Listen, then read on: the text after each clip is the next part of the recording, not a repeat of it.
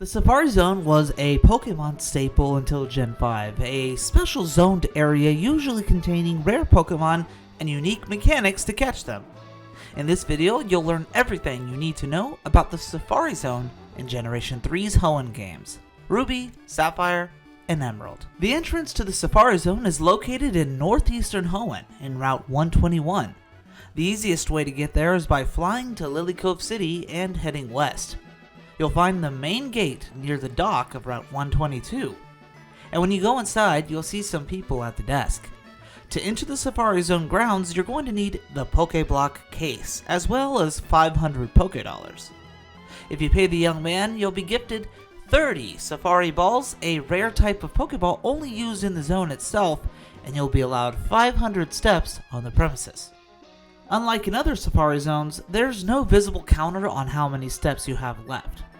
The Safari Zone is a pretty large chunk of land divided into 4 areas. These areas house different Pokemon and may require special things to traverse them. Area 1 is the area you enter from, and just west of Area 1 is Area 2. North of Area 2 is Area 3, only accessible with the Mach Bike, as there is a mudslide that divides the two. And north of Area 1 is Area 4, only accessible with the Acro Bike, as there is a Trick Beam dividing the two. In Pokemon Emerald only, there are 2 additional zones accessible once you've entered the Hall of Fame, Areas 5 and 6. These 2 areas house a very large variety of Generation 2 Pokemon, and that's kind of what makes them special. Seen on the screen now are the Pokemon exclusive to the Safari Zone, and which area they're found in easiest. What makes the Safari Zone truly different, however, is the catching mechanics. Entering a battle here, you'll see something different. You're not allowed to use your partner Pokemon to weaken the wild encounters. And because you don't have a Pokemon yourself, that means the wild ones will behave differently too. Sometimes they'll stare at you, they'll be curious, and unfortunately, sometimes they even run away from the battle. You're presented with 4 options for yourself. Throw a Safari Ball, throw a Pokéblock, go near, and run away. 2 of those are pretty self-explanatory, but the other 2 options is where it gets a little interesting. Put in its simplest form, throwing a Pokéblock decreases the chance of a wild Pokemon running away. Going near the Pokemon, however, increases the chance of it running away, but also increases the chance that your Safari Ball will capture it. There's a bunch of mathematics behind it, but that's basically how it works. You can throw multiple Pokéblocks, or go near it multiple times, and its effects grow stronger the more you do it. Now, if you're really trying to catch some rare Pokemon, but you're having some trouble with them constantly running away, you can actually take advantage of a Pokéblock bug. With this, you could prevent a Pokemon's escape right away. I made this flowchart to help you understand the process. All you need is 5 Pokéblocks of 3 different colors, like red, blue, and pink, for example. Mentally label these 3 colors as types 1, 2, and 3, so you can follow along with the chart.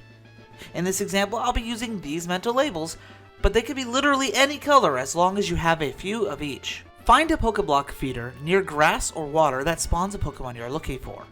You can place Pokéblocks in these things to affect Pokemon in the wild up to 5 spaces away.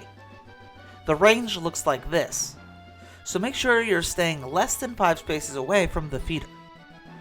Place your Type 1 Pokéblock into the feeder and search for the Pokemon you like. Keep in mind, the feeder is only in effect for 100 steps. Of course, you can avoid this step counter going down by moving in place by lightly tapping the D-pad. Let's use Aipom as an example here. Using the flowchart from before, we've already placed a Type 1 Pokéblock in the feeder. Our first bullet point asks us if this Pokemon is from Group A. Using the flowchart below, you can tell that Aipom is actually in Group C, so we can follow the no path. We're now instructed to throw a Type 2 Pokéblock, which in my example is pink, and to see how Aipom reacts. Aipom ignored the pink Pokéblock, and now the flowchart tells us to throw a Type 1 Pokéblock, which is the same type of Pokéblock as the one in the feeder. The final step in this flowchart example is now telling me to throw Safari Balls, which means we've reached the point where this Aipom can no longer escape. You can go near as much as you like, you can throw all 30 Safari Balls, either way Aipom is stuck here until you catch it or you run out. With that said, that's pretty much everything you need to know about the Safari Zone in Ruby, Sapphire, and Emerald. Let me know if you learned anything today. Oh, and here's a trivia question for you. What's the most common type of Pokemon seen in Hoenn's Safari Zone? The answer is in the pinned comment below. Thanks for watching, and Techno's out.